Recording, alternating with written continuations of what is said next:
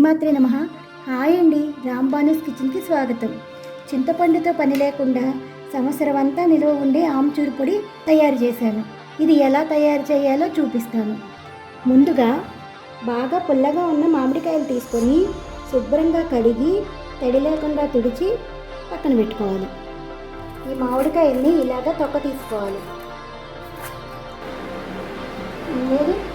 ఇలా ముక్కలుగా తరుక్కోవాలి. ఈ కాయలన్నీ ఇలా ముక్కలుగా తరుక్కొని పలుచగా మనకి ఎంత బాగా కుదిరితే అంత బాగా పలుచగా ఇలా ముక్కలుగా తరుక్కోవాలి. చూసారా, ఇలా పలుచగా తరుక్కోవాలి.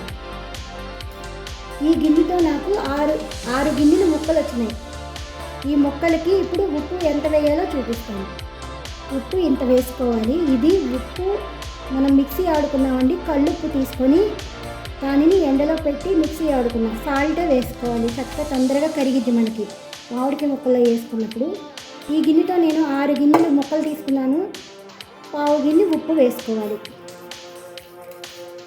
వేసుకొని బాగా ఇలా కలుపుకోవాలి. పసుపు కూడా వేసుకోవాలి కొద్దిగా, అది మన ఇష్టం, వేసుకోవచ్చు, వేసుకోకపోయినా కూడా పర్వాలేదు.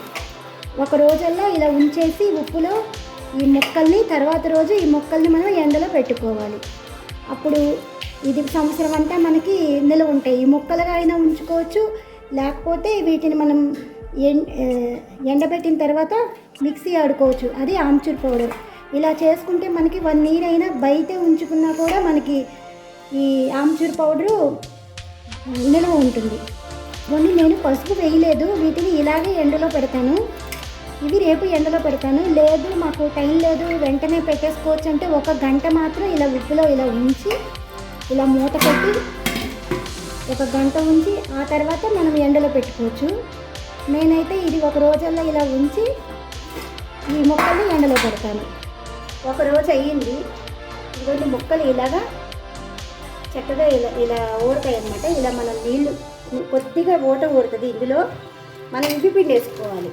పిండేసుకొని ఎండలో వేసుకోవాలి. ఇలా చేయడం వల్ల ఏమైందంటే ఈ ముక్క కలర్ మారదనమాట. ఉప్పులో వేసినందువల్ల మనకి నిల్వ కూడా ఉంటుంది. ముక్కల్ని ఇలా పిండి ఇలాగా పరదాలో వేసుకోవాలి. ఒక క్లాత్ మీద కానీ లేదా ఒక పల్లెల్లో కానీ ఇలాగా వేసుకొని మనం ఎండలో పెట్టుకోవాలి. ఇదిగోండి మనం మామిడికాయ ముక్కల్లో ఇలా రసం వచ్చింది. ఈ రసాన్ని మనం ఏదైనా పులుసుల్లోకి వాడుకోవచ్చు. లేదంటే కనుక మనం ఈ ముక్కలు ఎండాక మళ్ళీ ఇవే ముక్కల్ని వీటిలో వేస్తే ఇవి రసం పీల్చేస్తాయి. మళ్ళీ అప్పుడు మనం ఎండలో వేసుకుంటే సరిపోతుంది. లేదంటే ఇది మనం మాగాయ పచ్చడి అలా ఏమైనా చేసుకుంటాం కదండి, అందులో అయినా కలుపుకోవచ్చు. ఇదిగోండి మామిడికాయ ముక్కల్ని ఎండలో పెట్టాను. ఇలా ఎండిపోయినాయి కదా, వచ్చేసరి ఇలా ఇరిగితే విరిగిపోవాలి. వీటిని మనం 1 year కాదండి 2 years అయినా సరే మనం లోపల పెట్టుకుంటే అలాగే ఉంటాయి, ఏం పాడవు. సరే ఎలా ఇరిగిపోతున్నాయో ఇలా ఇరిగితే విరిగిపోవాలి.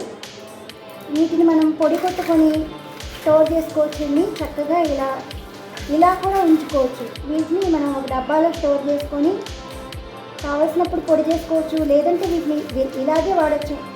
నీళ్ళు తీసుకొని నీళ్ళల్లో 1 గంట నానబెట్టి చింతపండు బదులు వీటిని మనం వేసుకోవచ్చు.